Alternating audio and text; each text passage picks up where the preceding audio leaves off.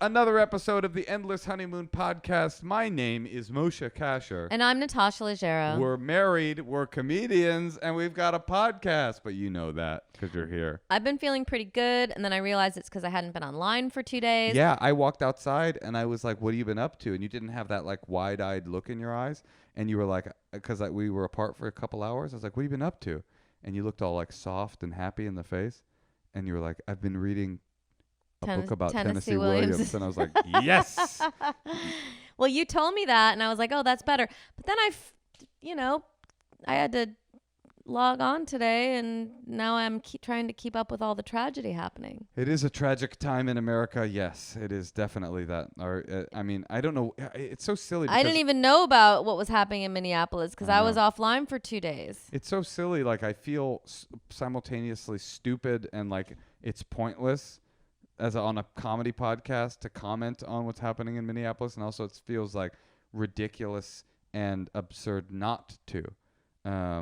We're in a weird moment in American history where, collective trauma is once again active in the streets of, a black community torn apart by a familiar sort of story. And anyway, it's tragic and awful. And people are angry, and for good reason. And so anyway, that's been on my mind, just like everybody else's, and I guess yours now too. I mean, that is unfortunately what happens when you open the news. Is it feels like these days. So every day a new tragedy. How can we stay sane, and still feel involved? Well, there's if what you're after is a way to get involved, there's actually a lot of discussion online for people who are unsure of how they can help, specifically around issues of police brutality and police violence in the black and brown communities.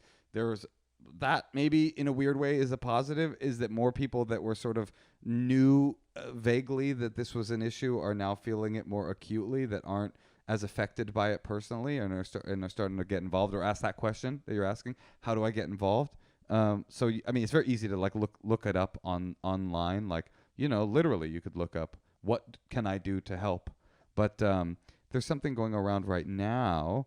There's a document that's going around right now. I mean, let's see if I can find this thing. Somebody literally just sent it to me. Anti-racism resources for white people. It's basically for people that would like to get involved in and are like, but I'm white. What business do I have getting involved? It's like kind of every business, because we're the other half of the story. That's something you could Google, anti-racism resources for white people, or just literally, what do I do? I don't know. I don't want to. Sometimes I get self-conscious because it's like, are you being like overly righteous or virtue signally? But now it doesn't really seem like the time to worry about that. Now it seems like the time to find where you can help. But one thing you can do, a lot of people are doing, is there's a fund online that people are donating to, which is to bail protesters out of jail. So when they get arrested in Minneapolis, it's called the Minnesota Freedom Fund. And you can donate to that fund, and it's literally just a cash donation, whatever you can give. And if somebody gets arrested for protesting in Minneapolis, this helps to apply to their bail. That's a very small bit of financial action that you can take. Is that something, Natasha? Sure. I don't know. Yeah. Or just Google it. Yeah. It's heavy. It's a heavy world. Heavy time, and heavy world. No clean underwear and no clean spoons. Well, right. And I'll be honest, that feels overwhelming. But no, I mean, obviously it's nothing compared to everything that's happening, but I think it does. I just feel like I'm drowning in everything. Drowning in dirty underwear. And I'll tell you, part of the reason you have so few clean underwear is that I'm going to be honest with you, I've been hoarding your dirty underwear and selling them on eBay with your headshot to collect money for the Minnesota Freedom Fund. So in a way, you're already a part of the solution. I have to say, though, tonight is Shabbat and Friday night. And one thing that has come across my mind tonight, because I was trying to think of things that were positive because I was so overwhelmed with all the negative. And I really like that we are able to have a little bit of ritual and routine in our life now that there's so little else to do, you Yeah. always had something to do. You were always like going to a show, going to do a podcast, you're like constantly out doing stuff. I'm out doing stuff a lot. We're busy. We had a nanny here at least 40 to 50 hours a week. And now it's like we're home all the time. We are having dinner every single night together. And I don't know, I feel like my mother in the Midwest, but I don't know, that just makes me really happy that we're like able to like have this family time and talk as a family. And then also have a Shabbat dinner every Friday. Yeah. And I think any little scraps of that you can find, if that's something that interests you in terms of like having a routine and something that, a ritual, like finding little rituals. Yeah, I like that. I think so too. We all have an opportunity to do that with a slowed down pace. And I had a really special moment this week as well. Yeah? Yeah, really beautiful thing happened to me. What? Again, I don't want to be cheesy, but I got my first final kill in Apex my God. Legends. That was so embarrassing. I texted like 5 people. All of a sudden, I'm like hanging out in the living room and I hear Moshe going like, yeah! Oh, yeah! Oh, hell yeah! Did you see that, you guys? Did you fucking see that, you guys? Okay, well. I was like, what is happening? I was just getting. Why is my husband... I'm just getting vulnerable, and for you to like laugh and turn it into a You punchline. seemed more excited about that than you had about when The I birth gave of our child. birth. I was going to say that. Sorry to take your punchline as you're mercilessly But no, but I'm mocking trying me. to think of like joyous times, and you definitely were like Wow, it's like buzzing. when I saw you reading the Tennessee Williams book, I felt a great deal of compersion and joy for you. You know, your pleasure was my pleasure. But when I get a final kill playing as Bangalore in Apex Legends in a time when I was down, I didn't have any shields left, and I found a Phoenix kit in a kill box, and I filled it up, and I chased after the team, and we ran down the corridor right there in the main line, and we didn't know where the team was, and we ran past them, and they were 2 of them hiding in a corner that immediately started to shoot at us, and one of them was taken down by my teammate, but then he went down, and I saw the person jump, and I turned my gun, and then I got the final kill, and it was only at that moment that I realized that we were the champions and that there was only one squad left and I had gotten the final kill. That was a moment of exhilaration for me that will live in my heart and in my mind for the rest of COVID and for the rest of quarantine and for the rest of my fucking life. So you can laugh all you want, Natasha, but that moment was for me and Bangalore and the rest of the Apex Legends. So if you guys don't know exactly what he's talking about, he like has this like squad of like 3 guys who all don't have families or children that he like does his video gaming with, and they talk every night and they're always on the phone together, and he's just Yep, and it's they'll as kind of awesome like as it sounds. they'll kind of be like talking about COVID, but then all of a sudden they're like, okay, wow, are you behind the wall? Oh, okay, cool, dude. Oh, yeah. So what were you talking about at the beginning of this thing, which is that you try to have a good time, but then you get sucked into the news cycle. And then I'm like, I try to have a good time, and I have a great time, and I get the final kill. Speaking of having a good time, Natasha, tonight's going to be a good time. I'm very excited about our next guest. He has a movie coming out that I have friends who have already seen it, and they're like, you've got to see this movie. We saw an advanced copy, and I was not in the echelon of people who got an advanced copy, but I'm very excited. They're screening it on Apex Legends tonight. But he's a legendary comedy director. He's a great stand-up comedian. You've seen his films. The guy's a legend. What can you say? And we always see him at the comedy clubs, which I guess are maybe going out of business. We're not sure. We don't know, but this guy's not going out of business. He's got a movie coming out June the 12th. It's called The King of Staten Island. And, of course, our guest this evening is Judd Apatow. Let's give him a call. Hello? Judd. Yeah. Judd, we miss you. I know I miss you. We're all isolated in our homes, but I get to listen to you on your podcast talk about what's happening. I mean, it's been hard to talk about what's happening. Right? Moshe's always talking me out of like a despondent stupor. How are you handling Yeah, it? Judd, I feel like you were already, before the quarantine, being driven mad by society's woes. Now you must, are you good? Are you okay? We just called to see if you're okay. Yeah, we're just checking in. I know. This is a wellness check. Are we already doing the podcast? Oh yeah, we are. Is this a pre? No, is this a pre-podcast? Do I have to lie about my feelings, or do I need to tell the truth? Oh, tell us which thing we should tell you. You know, Alan Funt used to, when he first started doing Candid Camera, he noticed that when he put it was on radio, he noticed when he put the on air, he would get these soldiers to come in, he would interview them, and they'd be lively and hilarious, and then the on air light would come on, and he would say, okay, now we're going to do the interview, and they would clam up and become really uncomfortable, so he stopped using the on air light, which was the birth of Candid Camera.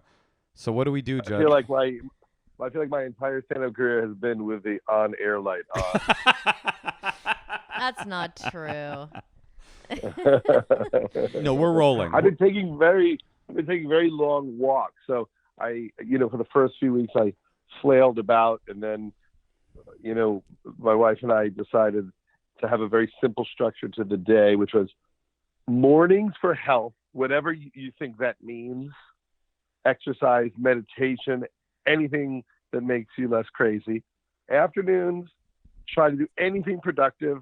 Could be a phone call, could be trying to write, could be cleaning a drawer, just something where you feel like you did something. And then evenings, it's a straight on binge and ice cream for about 6 to 8 hours of binging and ice cream. I took a picture of the ice cream in my fridge today, and I was thinking of people because, like, I've never been someone who has 12 different kinds of ice cream in their fridge. Oh my God, there's so much salt and straw in my freezer right now. And I also have been doing something occasionally, which I hadn't done before, which is, you can eat 2 pints of ice cream in one night. I didn't know that was possible, Judd. I thought it was illegal. I mean, well, the thing is, if it's melted enough, you can eat it pretty fast. Well, That's what I've noticed. If one of them's melted enough, you can use the second pint as a beverage to wash the first one down. Yeah, you can just drink it, and then what happens is you finish it, and then you'll look at like your Haagen-Dazs container, and you'll realize that you just had like 1,400 milligrams of cholesterol.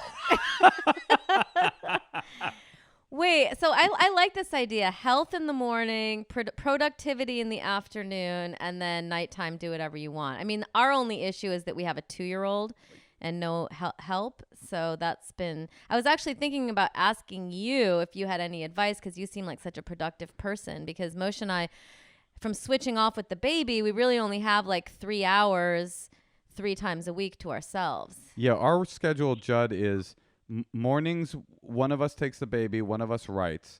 Afternoon, go for a walk.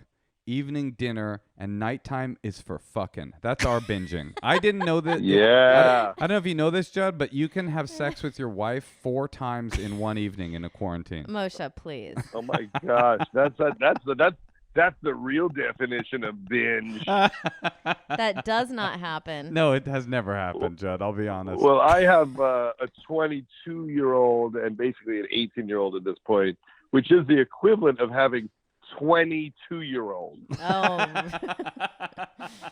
What is it like? We've been talking on the podcast about what it must be like for teens who are like desperate for. I mean, when you're 18 and 22, but especially 18, your social life is just everything. Are they going crazy? It's hard because they understand. When you have a little kid, they don't know what's going on. You could trick them, like your whole life's supposed to happen in the house. Right. Right. And they don't know. They're like dumb. They don't even know that like they're missing out. No, Tig was telling us her kids think they're on spring break. A long, long spring break. Yeah. They're just like, oh my God, my parents are finally paying attention to me. I love it. Right, but an 18-year-old is like, oh my God, my parents are paying attention to me. Yeah, there's no kid who's heading into their senior year of high school that dreams of a lot more time with mom and dad. You know what I'm hoping So, this last year of high school. we're like thrilled. Oh, we're quietly thrilled about it, because it is the moment when they just want their freedom, and now it's just board games with us. So do you have like family dinners and board games with the kids? We have been doing some board games, and I'll tell you, we never played a board game their entire lives until like 3 weeks ago. And we talked about it. Like, I would always like say to the kids, you want to play Monopoly? And they're like, we are not playing Monopoly. And it would never happen. We couldn't get them to do it. And we were like, I guess it's, the technological age. We're not going to play Risk. And you know what? It's all Risk all day and all night now. Well, you guys really are binging That's Risk, amazing. That's so lucky. That Yeah. It's funny. I didn't think about where everybody's talking about how, teenagers are missing out on this vital social moment in their life, but nobody's talking about the phenomenon you're discussing, Judd, which is that parents are getting like an extra bonus, like concentrated 9 months of like quality time before their kids move out of the house. Like that's there's something kind of awesome about that. It's like they're literally mandated by the state to hang out with their family. Oh no, it is hysterical how much like quality time we're getting, and true bonding time. Because now, for some reason, it doesn't feel like what life used to be like. It literally feels like we're 4 people sharing our first apartment. It isn't like we're raising them anymore. We're like 5 minutes from all doing mushrooms together. It's just a completely different situation. It's just, all bullshit goes out the window and everyone gets very real. And I think it's, that part of it is really great. Maude was right about to start shooting her TV show. She's on Euphoria on HBO. They were about to shoot, and she was, heading into a lot of time of really long days, working really hard. And now she just has to sit here and watch 90 Day Fiancé all day long with me. If I were Maude, though, I would be pretty pissed. Yeah. Listen, I love the idea. I love the idea of you guys sitting around doing mushrooms and then HBO calling and saying, actually, we're filming. We're going to go do the Euphoria, and her come to the Euphoria set, 18 years old on mushrooms. Like, it's a show about teenage drug addiction if you haven't seen it. And it's not a pretty picture. Exactly. So it wouldn't be that different. That's right. And Judd, your movie's coming out. We're excited to see it. Yeah, it looks so good. Oh, thanks. Yeah, The King of Staten Island at June 12th on video on demand. And people say, what does that mean? And I'm just like, I don't know. I think it means you'll turn on your computer and the movie it'll be there. There'll be buttons and someone will say, do you want it? I don't know where, but somewhere on your computer. I don't know if it's Amazon or Apple or Comcast or something. Shudder might be on Shudder. I don't know. It's somewhere. It might be on Criterion already. It might already be on Criterion. Oh, you're releasing? I've been told that I already. What's that? You're releasing on Criterion?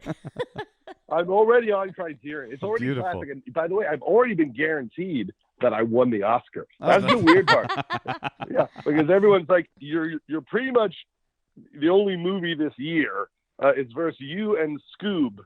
And so if you can beat Scooby-Doo, you've won Best Picture. So I'm pretty psyched because I never thought that would happen for me. But in an asterisk year, I won. This is very exciting. Congratulations on the win. Well, it's starring by the way. Pete Davidson. I have some friends who've seen it who said it was hilarious. So I'm really looking forward to seeing it. I'm excited by it too. The trailer looks incredible. But yeah, I mean, video on demand I feel like sounds good. In a different world, maybe you'd be like, oh, what does that mean? But I feel like now it means like what everybody's doing. I mean, isn't that what I've bought more movies on iTunes in the last 4 months than perhaps ever before? Yeah, it's I think it's code for rental. Wait, Judd, I just want to ask you something, though. I mean, I obviously am excited about your movie, and I want to take a call with you. But, like, on a scale of 1 to 10, like, how worried are you for the world? For me, I'm always at 8.5, like, in every single moment. And I feel like I've been ranting for years about it. And so many people are like, will you just shut up? So many people are so annoyed when you never stop sounding the alarm. Mm-hmm. And, for me, I feel like this is everything I thought would happen. I hate to say it. It's just everything that I was concerned about, which is somebody who is not appropriate to leading a country, and then something very serious happens and they're not mentally capable of handling it. So yeah, I'm trying not to watch too much of the news because it really puts me under. So I have to be, I have to like scale it back to like a good 11 hours a day. Wait, so you actually watch news in your home, like on the TV? I've been watching much less, to be honest with you. It's hard for me. I read a lot. I've been actually trying not to watch as much, and that actually helps. Well, here's the good news. If you're stressed out right now about the state of things, and we live in LA, LA as of 11 p.m. tonight opened all restaurants back up for dine-in. So if you want to share a restaurant with the early adopters of quarantine breaking, i.e. people that haven't been taking it seriously this whole time, i.e. the people most likely to have it, get down to your local Denny's because they got a Rudy Tooty fresh and fruity for you. I gotta say, I've missed the Rainforest Cafe. Oh yeah, we all do. And so I just go to the Rainforest Cafe, but then be safe everywhere else. Is that true? Do they really open all the restaurants? They have officially said it's probably like 50% capacity. They've officially said restaurants can open in LA. I don't know why it felt like it came out of nowhere. Right. It's not like the people have had time to prepare or clean the restaurants. Right, but to get ready for this opening. But it's on. We're gonna have one crazy summer. I'm gonna have a pretty crazy summer on my couch. Wait, Judd, I'm committed to my couch lifestyle. I hear you. I mean, it's funny that this is happening because you said something in an interview like way before I met you a long time ago, and maybe you can verify if this is true. Did you take a year once to just to read? Like you took a year off to read? It was a year also of just unemployment. Because like every oh, you mean you didn't take a year? Hollywood gave you a year. Yeah, exactly. It was a year of like crushing cancellations and a lot of pilots not picked up, and then I thought maybe I should just read for a year. Well, the truth is, we were expecting our second child, Iris, at the time. I see. And my wife is always worried that the baby will come early. So she expects me to stop working about 7 months before the due date. And then she doesn't want me to go back to work for a while. So I had committed to trying to read what I thought I was supposed to read. So I did commit to trying not to work much and mainly reading. And that was fun because I would just ask people, what do you think I should read? Give me 10 books you think it's essential to have read. I would ask all sorts of interesting people and do my best to read about 8% of them. Wait, Judd, what are your 5 must reads?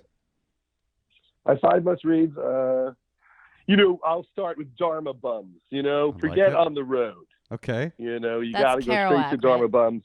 There was a great book that Owen Wilson recommended called A Fan's Notes by Frederick Exley, which is a really great book written in the 60s by this English teacher who was an alcoholic, and he wrote he called it a fictional memoir. It was about how he went to college with Frank Gifford, and then he compared the rest of his life with Frank Gifford as he succeeded in football, and it's just so funny and really dark and real, and it influenced a lot of my writing. Oh, I never heard of that. And so he was one great book novelist. A Fan's Notes for those of you taking notes during this time. I'm writing it down now. I tried to read the things they always told you to read, like F. Scott Fitzgerald. I hadn't read any of that, or any Hemingway. As a kid, if I had a book report, I was clearly gonna try to figure out a way not to read the book in every single situation. Judd, when I was a freshman in high school, I wrote a book report on A Passage to India, and I never, to this day, have I read that book, and I got a B. I don't know how I did it. Can I say something? I tried that in college. We were supposed to read 4 books at USC in this, international literature class, and as they handed me the questions for the in-class final essay, I realized I had only read 3 of the 4 books. And tried to bullshit the last one as an example, and also in the case of John Cheever's Falconer. Yes. That also happened. That was also the case. The Falconer, a tale of a man who loved falcons and falconing. The moral quandaries posed by such an activity. Moving along. Okay, now one more question for Judd. Well, I would love to get his full reading list. Yeah, Maybe you should make a reading list, Judd. Hold on. We got. Oh, okay. We have two. Well, I don't want to put him on the spot. Do you have any? Do I have any must reads? You know, it's a great book that also that Owen Wilson recommended to me. Who knew? Is it all Owen Wilson, Rex? Owen Wilson likes to read, but back in the day, he recommended these books. It was a book of short stories that F. Scott Fitzgerald wrote called The Pat Hobby Stories, and when he needed money, he would write short stories. They paid a lot back then. Cool. And they were all about how he was getting treated like shit as a screenwriter in Hollywood. So he had this character, Pat Hobby, and he would write vicious diatribes against the studio system through the character of the screenwriter who was just getting abused by all the studio heads. And they're hysterical and really mean. And he did them just to make cash, but they're kind of great. That's awesome.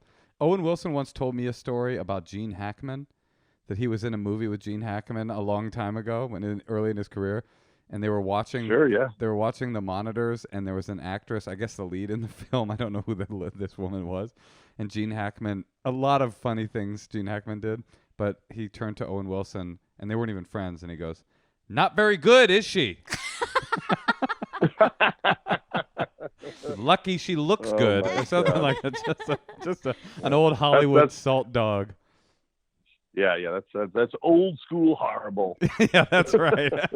I love old school horrible. I always want to I wish we'd talk to more 80-year-olds on this podcast. Let's do it. I want to see what's happening, what they think is up. Let's get some 80-year-olds. Wait, I want to ask Judd one more question. Okay, one more question, Judd, and then we're going to do a call with you. Okay. What are your thoughts on stand-up? What's going to happen? Is it going to come back? See, I was going to ask you what your thoughts were on the movie industry. How are you going to direct a film in these weird viral times? But yeah, either or. I'm interested in stand-up. Is it well, dead? Somebody asked me to listen in on a Zoom show. So, they do these shows on Zoom where, they'll keep the comedian on the main screen so you don't see the audience, but they leave the microphones on for the crowd. So it might be 50 people or 100 people, so the comedian can hear the crowd. But like a third of the people are just like, "Hey, Carl, pass me those chips." And they're just like not paying attention, just talking at the same level as the comic. And it seemed like a bit of a nightmare, or at least like something they hadn't quite figured out yet. I'm amazed that more comedians aren't really having a hard time with not performing, because so many of our friends hadn't missed more than a couple of days in decades. I know. Well, it was a break. Maybe it was a break that was building up, and people are. I think now I'm getting really stir crazy for getting on stage, but for a while there, I was like, "This is pretty nice." But is it a break? I got asked to do a show tomorrow. It isn't for charity, but I only said yes because it was a lot of money, and I thought, this is a nightmare, but I'll just give the money away to somebody. Like, it would be wrong to turn down this strange, do a little comedy at someone's party Zoom. And I'm like, I don't care how awful it is. I'll just give all the money away. It'll take me 10, 15 minutes. So who cares? So tomorrow I am going to do it. And I will let you know if it's great or awful. No, Judd, don't let us know. Give us the link. Drop us the link. I gotta get the link. Tell our listeners the link so they can tune in and see a comedy legend die. I always want to tune into these things, but everyone can see who comes on, so we can't even go in and hide. I think you can change your name. And haunt one. Well, that's admirable, man. If you thought private parties were awkward to perform at before the pandemic, try a private party on Zoom. Yeah. It could be something hilariously memorable or just awful, but I think at this point I just don't care at all. Right, totally. So I'm just going to tell a very long story that fills up the whole time. I will completely tune out if there's any reaction. I don't even know if there'll be sound for me to hear a reaction, is the truth. And I really feel more like this is a Robin Hood situation. And the charity, by the way, is going to be me giving all the money to Andy Kindler. I swear I thought you were winding up for a very, very altruistic plug. And in the end, it was just poor Andy. We should call Andy. I would love to hear how he's coping. I'm sure he's fine. Andy's fine. You think? No, I don't. I mean... Well, it's a lot of people that need a lot of love and approval and who enjoy the creative process, not getting any of that. Mm-hmm. And having to either shut it down and give it a rest or come up with other ways to be creative. So for me, I think it'll be most interesting to see, does anyone get funnier after this? That's a great point. Everything's going to be different. Our hair is going to be longer. We'll all be fatter and less funny. That's a very funny idea to think about. Well, there is like an atrophy that's setting in For that everybody. I feel like, Yeah. you know, it's... Well, you know what I've been doing is I get up every morning at 6:30. This is the truth. Because I was like, I'll just sleep all day. So I'm going to start getting up early. And I walk for 2 to 2.5 hours really fast. That's awesome. And so I've lost 12 pounds, but haven't shaved. So I look like I got fatter, but I lost 12 pounds. But the beard makes me look like I got bigger. And I look like, a president from the 1890s now. Wait, you go on a 2.5-hour masked walk as soon as you wake up? Yes, and it really makes me feel good the rest of the day. I love like that.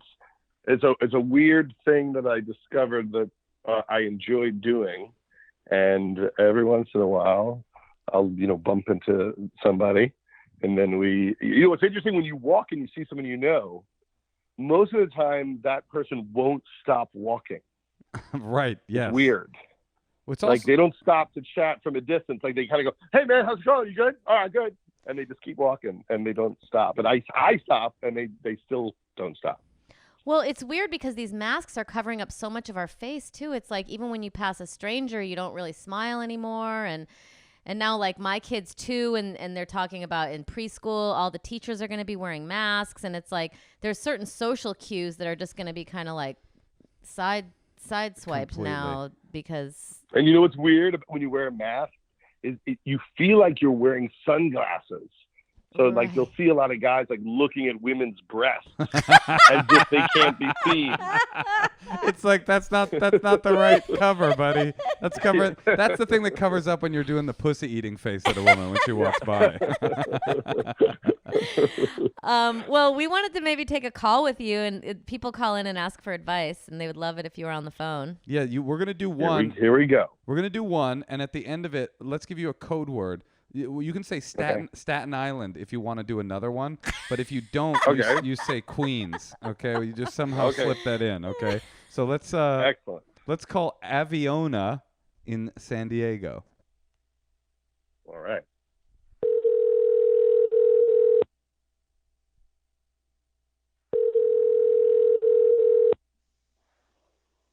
Hello. Aviona? Hi. Hey, it's Natasha and Moshe, and we have a special guest, Judd Apatow. Hi, how are you? Judd, are you on? I'm here. Okay, how are good. you?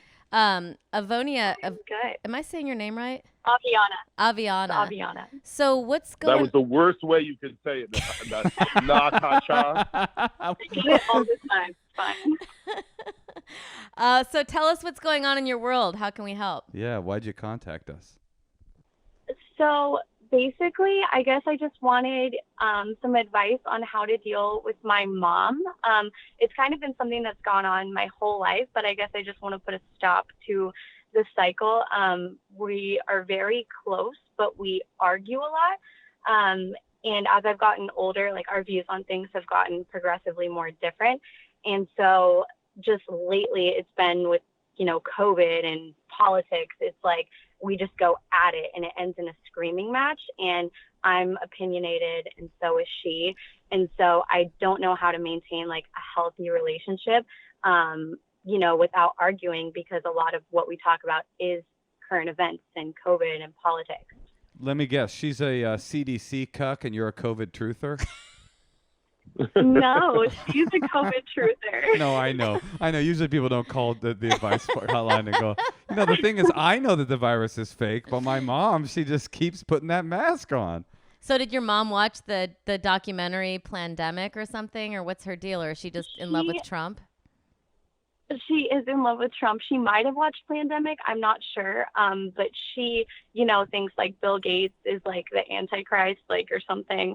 I don't know. But it's just all of that. And when I'm like, Mom, like, why aren't you wearing a mask? Because she's in Florida. She's like, you just wait and see, Aviana. Like, it's in the Bible. And I don't know what to say it's to that. In the Bible? Like, what are you talking about? Which is fine. Like, some people think that, but no, to her point, it is in the Bible. It does mention the Bill Gates putting a microchip in a vaccine in the Bible. Judd, what do you think? You're a person of strong political beliefs. You must have people in your life that have not shared those beliefs. How do you maintain peace in the kingdom? I don't think this is a really hard one. I think you just got to let her go. You just let her go. And, she already raised you. Clearly, she cursed she's you with that her name. Mind. She supports a murderer. So it's kind of like if she's like, I love John Wayne Gacy. That's when you go, Mom, it was nice knowing you. I'm sure you'll be fine the rest of your years. And you just cut bait. Just cut bait, as they say in Florida. You gotta sometimes you gotta let people go. Anymore? Is that real? Is that real advice, John? Here's the thing. You're always going to have disrespect in your heart for the rest of your life. Yeah. That's what's going to happen. And so you can make the decision to say, we are never going to talk about anything meaningful for the rest of our lives. And I'm going to visit you, but it'll be much briefer and much more rare. And that will save me from stress. And I think there's nothing wrong with doing that, because for me personally, I think we've crossed over to a new place where the president is actively making a choice to let a lot of people die. It's a conscious choice. So when people are like, I still like him, I think you have to know that even your own parents, a death cult. Yeah, sometimes you gotta let go of a parent, because sometimes your parents let you down, and you go, you know what, I've already created my own world, and how much should I suffer? So I would say let's never talk about anything meaningful again. We'll only talk about like what we're watching on Netflix, but nothing with news. And then, but also visit a lot less. And when you call, 8 minutes tops. 8 minutes, and you're off. I'm kind of. Yeah, we talk a lot. What's that? Say it again. Avocado. Aviana. We talk a lot. That's the thing I forgot to mention. Like, I'm her only child, so we talk like constantly. So that might be why also. Yeah, I'm thinking kind of a modified Judd. I mean, Judd is like the the severe voice here, and I'm kind of like I'm with the Judd advice, and with a modification, which is that you have a conversation with her, and it might not go well, but I would suggest you have a conversation with her and say, and you put it all on you. You say, the truth is this whole quarantine, COVID, political stuff that's happening right now, I'm so emotionally like fucked up by it all that when we have a conversation and we fight, it destroys me for a week. And so because I love you so much and I need you in my life, I've just decided I can't really go there on those topics with you anymore, and we have to talk about other stuff. And then the hard part is sticking to that. When she brings it up, you say, oh, I don't want to talk about that. And if she keeps talking about it, you go, I'm gonna go, Mom. And then when she keeps talking about it, you get off the phone. And if that doesn't work, she's in Florida. Find Carol Baskin. Maybe she'll take care of your mom for you. Well, yeah, it's just, I wanted her to visit me in California, and so I'm just worried when she does that, she's going to be like, those liberals, and like have all these comments to make. So maybe I should postpone that trip. Yeah, I wouldn't invite her for a vacation.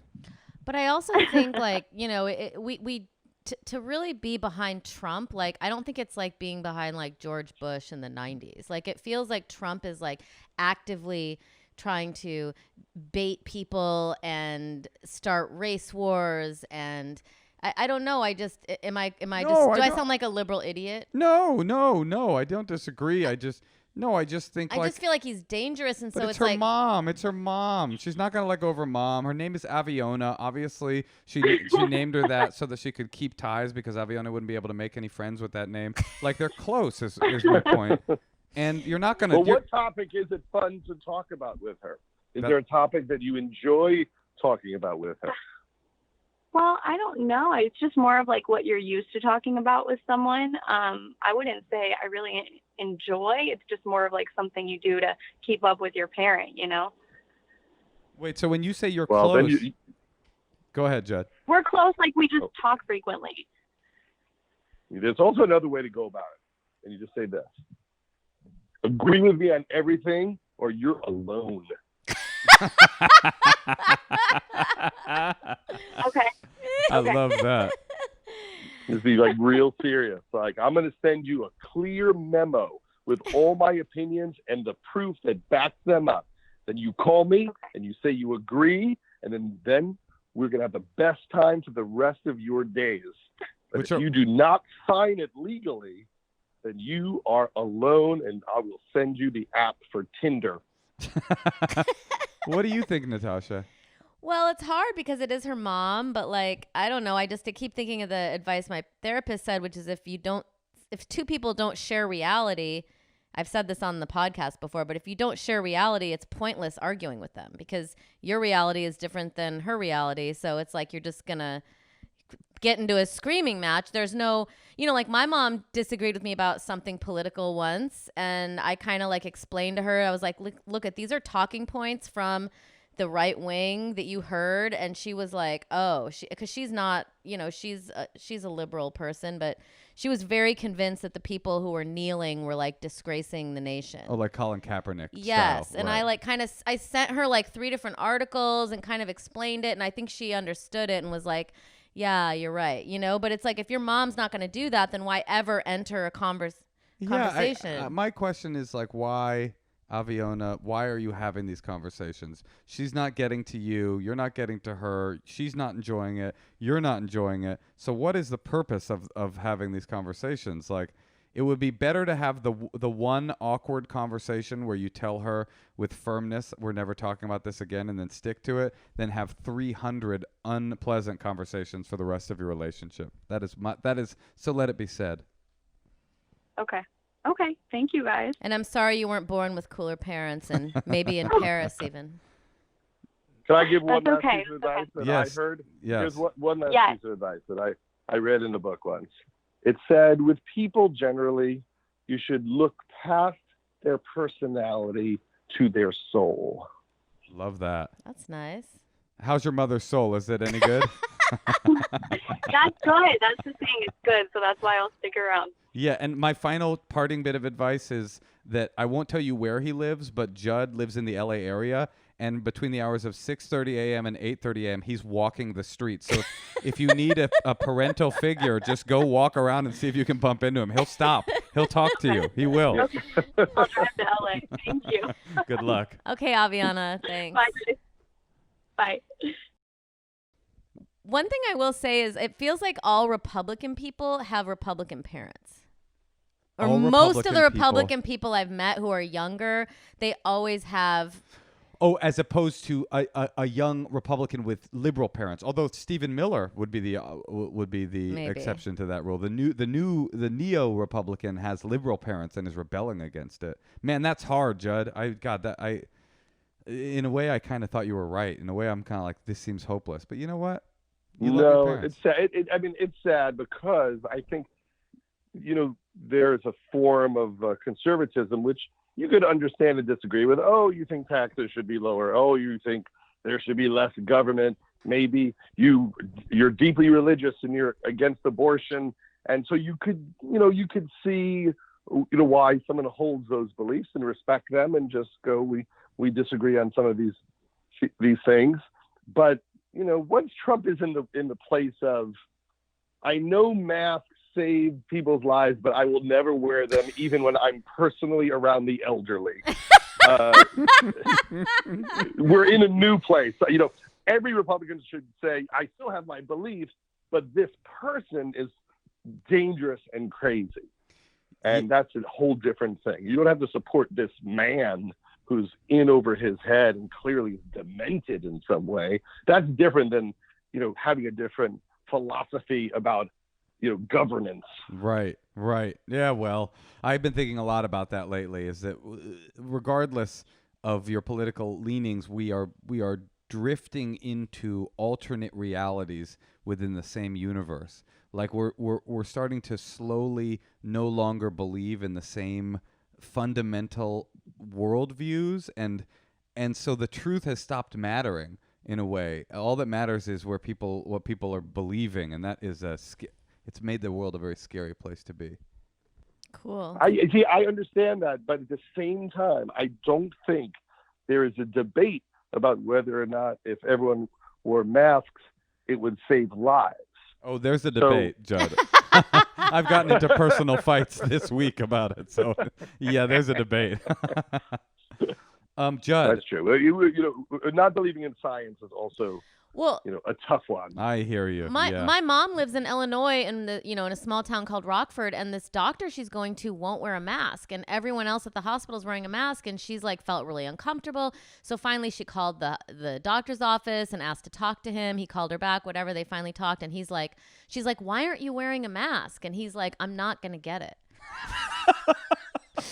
And my mom, funny. And my mom in Rockford, Illinois, is like, but what about wouldn't it just if it just makes your patients feel more comfortable? And he's like, well, it's not. I don't want to wear one. And he's and it's just look, ma'am, I'm not gonna get it. I'm a doctor. Sick people come visit me all the time. I'm the least likely guy in Rockford to get this thing. But I mean, God. Well, in every profession there's an idiot. In every profession, it's not like they're doctors. There's not a moron doctor. I mean, of course, there's some of those. Yeah. Judd, do you have something else, Tosh? No. Judd, I just wanted to ask you, what's your favorite borough in New York? Don't put him on the spot. Here's the thing. I've been to all the boroughs, and after spending time shooting The King of Staten Island, I fell in love with Queens. Oh no! Such mixed messages. Oh, I'm sorry. No, I had a great time being on Staten Island. I had never been there. Like a lot of people from New York, you don't visit Staten Island unless you have a relative or a friend there, because there's not like Six Flags Staten Island. There's nothing to lure you to Staten Island, and but it did remind me of where I grew up, Long Island, and everyone there was super nice, and we did have a great time being there. There's a lot of good food there too. I once took a boat to Staten Island to meet a guy for headshots in the 90s. Yeah, well, that's dangerous. That is very dangerous. It was pretty sad. Wow, that's the whole world of headshots that we could do a documentary about. So bad things happen when people want to give you free headshots. Hey, speaking of documentaries in Staten Island, there's a great documentary about a mental hospital in Staten Island called Cropsey. It's a horror documentary, and it's so scary. So when you're done watching The King of Staten Island and you want to really get your Staten Island fix, yeah, I think you said you were doing another call. Do you want us to do another call, Judd? We got lost in our own mathematics. Oh yeah, I forgot about the code, but I guess I said yes. Okay, great. Well, we'll make it You're short. locked and loaded. We'll do 10 minutes. Okay, we're going to call Colin in Norfolk, Virginia. Let's call Colin.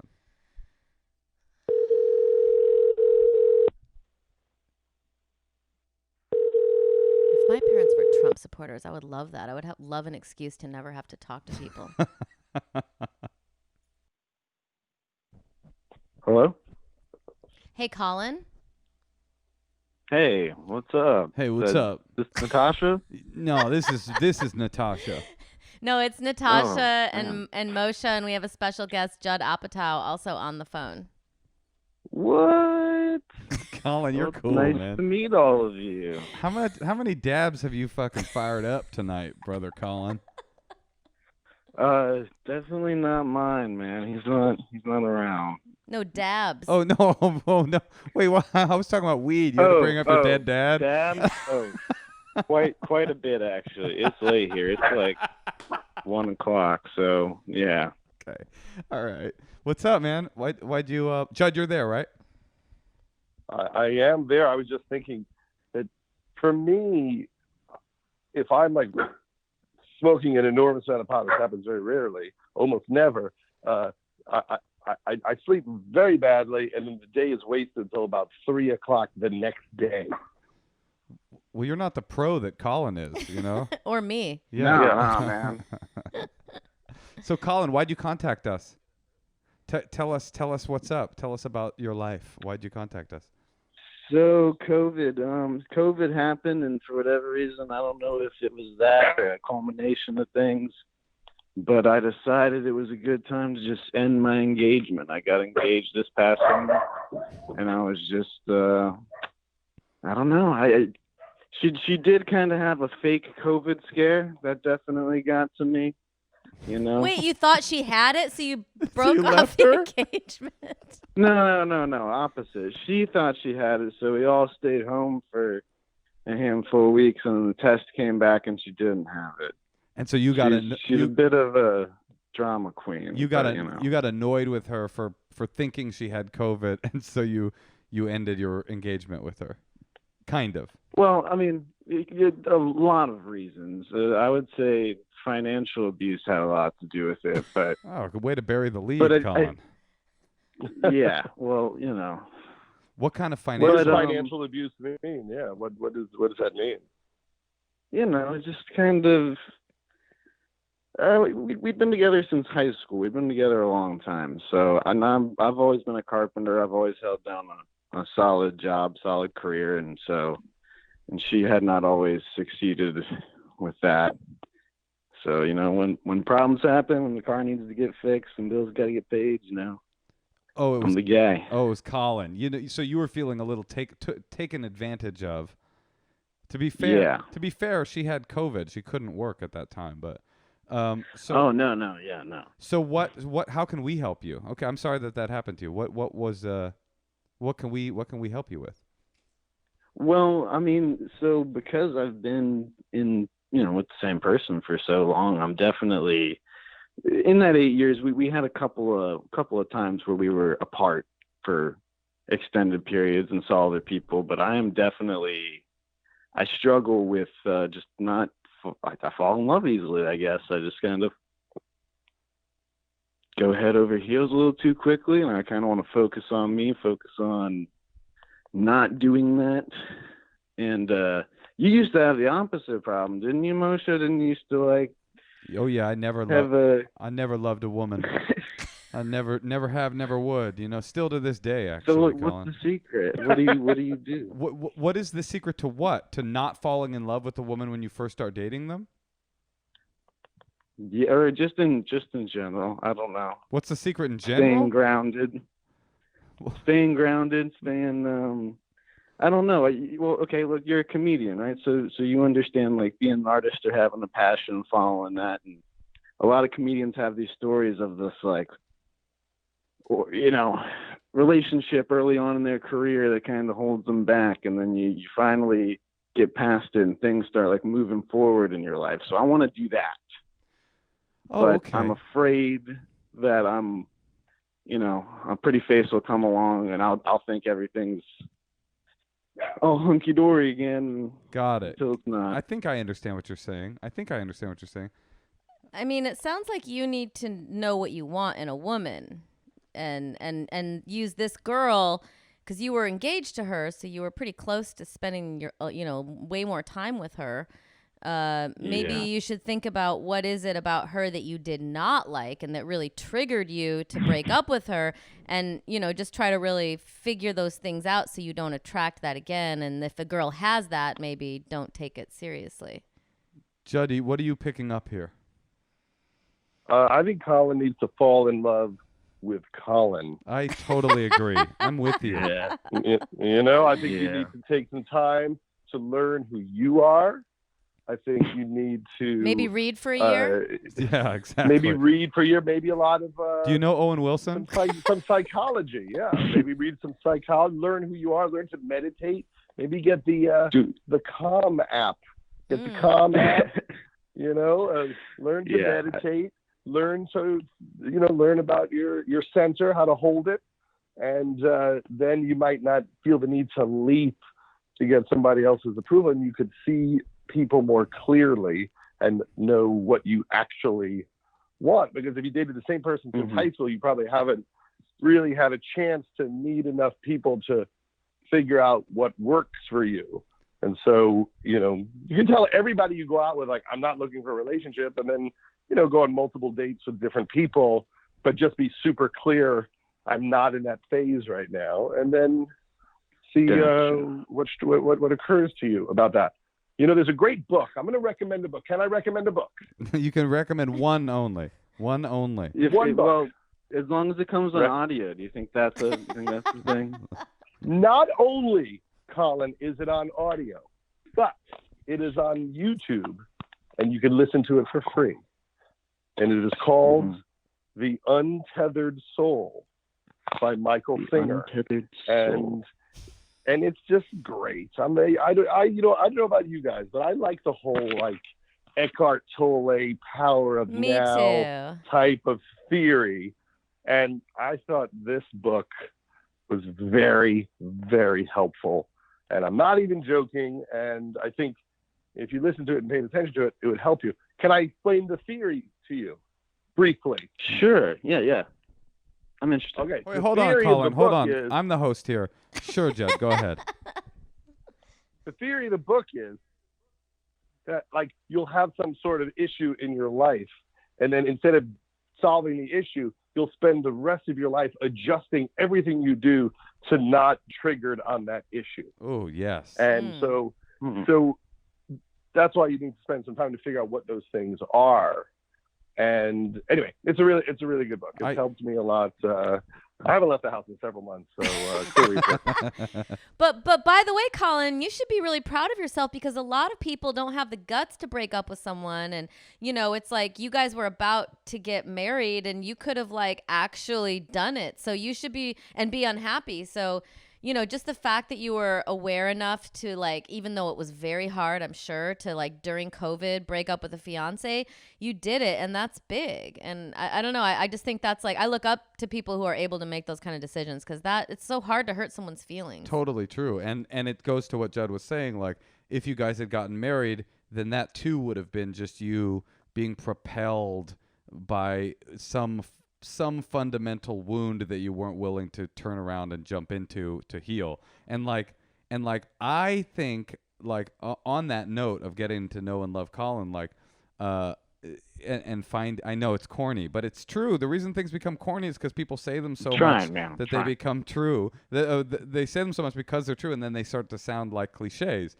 But, like, therapy's good, and one of the first things that I almost guarantee that a therapist would tell you is, like, one of the things that you're doing is classic transference. You're saying to yourself, the reason I haven't chased my dreams and I haven't become the person I wanted to be is because I've been abused by my ex-fiance, and I fall in love with women and they take away my attention, and it's all transferring blame to the people around you. And in reality, blame isn't really useful. But in reality, like, the only way for you to figure out what you want to do and follow your dreams or anything is not whether or not someone makes you fall in love with them. It's you figuring out, just like Judd said, who you are and what you want to do, just like Natasha said. Well, that's I agree with that very much. I've been trying to delve into some kind of self-reflective material. I mean, podcasts are great because discussions like this happen, and it gives me a lot of insight into, like, oh man, other people deal with a lot of the same things. Like you guys podcast with a girl a couple weeks ago about sharing a dog. So that's something I had to deal with too. But boom, I just took your advice right off the bat. I was like, You let her with keep two it? homes is. Oh no, I got the dog. Oh, you kept that. There you go. You took her advice. No, I mean, you took her advice. You took the dog. I mean, in AA, they used to say it's an inside job, meaning that all change comes from within. It's never, ever, ever external. And the other thing is, I'm thinking like nothing bad will ever come from a journey of self-discovery. It'll never be like, well, I went to therapy, I read The Untethered Soul, I really looked inside, I learned how to meditate, I did some yoga, I calmed down, and it really fucked me up. It was a really negative experience. It'll always be positive. And you know what else is the other thing that you should do is just cut bait with your parents. We can give you no better advice than that, Colin. Good luck to you. Good luck, Colin. Thank you guys. You're gonna I meet you appreciate sound it. cool. The problem is you sound really cute. Probably every girl wants to date you. So, spend some Colin time. I tell you here's I'm fucking gullible, man. I gotta chill out. but here's the positive part, Colin. You have and you probably know this, but here's the beauty part. On your journey of self-discovery and love and maybe becoming an artist and maybe not, you have a skill as an artisan that will literally for the rest of your life ensure that you are not homeless or hungry. The world needs more carpenters, so thank God you have a marketable skill. You could be having all these same problems and all you do is play Call of Duty. So good luck. Thank you guys. Have a great one. All right, Okay. Colin. I want to be more laid back like him. He didn't seem laid back, he seemed high. Judd, you're a good advice giver. 30 years of therapy, and I got some quotes I could use from the many different therapists. The first therapist I ever went to was Andy Kindler's old comedy team partner. That's how long I've been in the game. Oh man. Wait, are you friends with Andy? Because we really do have to get him on. I love him. I love Andy. Yeah, I used to do open mics with Andy back. Did he back used to be in the part day. of a? We'd drive. He was in a comedy team. Andy and Bill. That is a funny idea that it was a therapist. I mean, a therapist and a man with anxiety disorder like you've never seen before.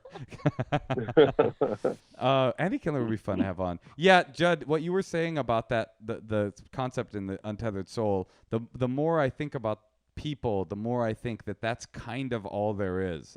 Like that is the primary issue that every single person has, is that at some point in their life, some event occurred and they have moved in, they've been fueled by that event into realms that they never should have gone into for the rest of their lives because so few people stop and turn around and actually deal with the event. So I'm going to read that book now. Oh, it's really good. And you know what else he talked about, which I thought was interesting? He said, your mind thinks it has a job. And it thinks its job is to keep you safe and make you happy and make sure everything you say is the right thing, make sure everything that everyone else says to you is the right thing, and that no one hurts you, and that everything goes perfectly every moment of every day. And it is a job that is impossible and insane. And you have to watch your mind try to do it, as an observer, and realize that it makes no sense at all what your mind thinks it's supposed to do for you. Yeah, wow. Yeah, that is. I just keep thinking about my kid because I feel like our kids, we're also conscious about making sure they have these amazing lives. Whereas, I feel like our parents, something bad happened between ages 5 and 15 where we have our souls are tethered to these bad events that we're trying to prevent for our children. Well, I think about our kid and I think, I hope this isn't too dark, Natasha, but I think, this creature, the beauty of babies is that they haven't experienced whatever that wound will be, because you don't get through life without something happening. And it doesn't even have to be trauma. It can be anxiety. It can be fear. It can just be the way your brain develops. But nobody gets through life unscathed. Nobody makes it through just scuff free. And I think about our daughter. I'm like, she's so innocent and so pure that she hasn't had whatever it is that's going to shape her for positive or negative yet. I mean, my big wound turned out to be in some ways a positive, but that's because I went to rehab and I got my shit together. And some people just never get to do that. Anyway. What's your wound, I remember Joe? when I met. I'll tell you, when I met Gary Shandling, he gave me this book, and it was called Turning Problems into Happiness. It was a Buddha book, like a Buddhism book. And basically it said that every time you have a problem and every time something goes wrong, instead of being bummed out about it, you should try to be happy about it, because it is an opportunity for some sort of growth. So it might mean you need to work harder, or you need to be more patient, or you need to not, be angry, or maybe you need to learn to have more strength or fortitude. And I never heard anything like that as a kid from Long Island with zero spirituality. And just a thought like that completely reshaped how I looked at every day. So if someone's being an asshole and yelling at me, I can scream back or go, this is a great moment for me to teach myself patience and how to be kind, even though I want to tear this person's throat out. That's so. Oh, sorry. No, that's it. And that's, and so, you learn a few of those throughout your life, and your life gets a third better. But let me just say this. My daughter is 2, and I swear to God, because Moshe and I do this thing at dinner now where I try to say 3 highlights, and I forgot this highlight. I was sitting with my daughter, and she just kept singing to me the song from the TV show she watches, Daniel Tiger. She sang this to me for like 15 minutes. If something seems bad, turn it around and find something good. She just kept singing that over and over today. And it was so cute, like on a loop. And I'm like, where's she getting this? And I saw it was from the TV show, but also it's like, she is learning that. Right. That's the lesson of the Buddhism book, is being fed to her at 2 years old. That's it's so nice. Cool. I mean, it's not. It's like that's what the TV is now. Like if you, I don't know. I just. That's pretty sweet. I just think I have a pure child. Yeah. Well, it's if you could find ways to trick them into, picking up certain pieces of wisdom that might stick with them. Right. And what's funny is once Maud was telling me this piece of advice I gave her a long time before. And I said to her, I read Michael J. Fox's book, and he said that you shouldn't worry about things, because if you do worry about things and they actually happen, then you've only experienced you've experienced the pain of it twice. Yeah. So you shouldn't anticipate things that haven't happened, because then you'll just suffer twice. Totally. And years after I said that to my daughter, thinking she didn't even hear me, she's like, I always used to think about that you said that to me once, and I wouldn't have thought she ever even remembered it. So as a parent, it's shocking what sticks. You never know what sticks, but every once in a while something That's does so stick. cool. So the idea is to just bombard them with spiritual messaging and hope that one or two of them sticks around and shapes their life. Yeah, I'll put like ear pod in her ears when she's sleeping, and just put like a Deepak Chopra audiobook. Judd, you're a great dad. It's obvious. We get it. I heard a funny story about Deepak Chopra, but we got to let you go. But or we don't have to, but I want to out of respect to you. But we could talk. No, all night. let's let Judd go. It's late. Well, the Deepak Chopra. I can't remember what comedian. This is an early comedy memory from before I even started comedy. I saw it on TV. Deepak Chopra got into this guy's car, and he's like, the comedian's like, could you put your seatbelt on? And Deepak Chopra's like, I have already foreseen my death, and it is not in a car accident. And the comedian was like, well, have you foreseen whether or not I got a seatbelt ticket, motherfucker? Put your seatbelt on. Good one. I remember Moshe, Pete Holmes. Pete Holmes was going to go interview Deepak Chopra. And I said, can you just ask him these 2 questions for me? And I forgot what my questions were, but like in a parking lot somewhere, Pete recorded him asking Deepak Chopra these 2 questions. And then he like sent me like a voice memo of Deepak Chopra going, Judd, in answer to question number 1. Oh, that's awesome. And explaining these deep thoughts to me. Now, here's the thing. I lost the audio. And I don't remember what he said, and I'm pretty sure it was the meaning of life. Well, we'll never know now, but we will know this. You're good at giving advice, you're a good dad, and you're a good walker, and a good podcast guest. And, you've written a great movie that will be out very soon. Tell us again the date. All excited to see on demand. June 12th? June 12th, The King of Staten Island, on video on demand. It's on all your gadgets. It's on Mubi. It's on BBC America. I think you can get it on ESPN2. I think it's just everywhere. Well, Except Quibi. Yeah, well, no, they broke it down into 8-minute episodes. It is on Quibi. I am genuinely excited to see the movie and genuinely enjoyed talking to you tonight. We always love seeing you. Yes, thanks and for hanging with talking you. to us. It was a pleasure, and remember, cut bait. Cut bait. Oh yeah, we gotta call our parents. Okay, bye, Judd. Bye.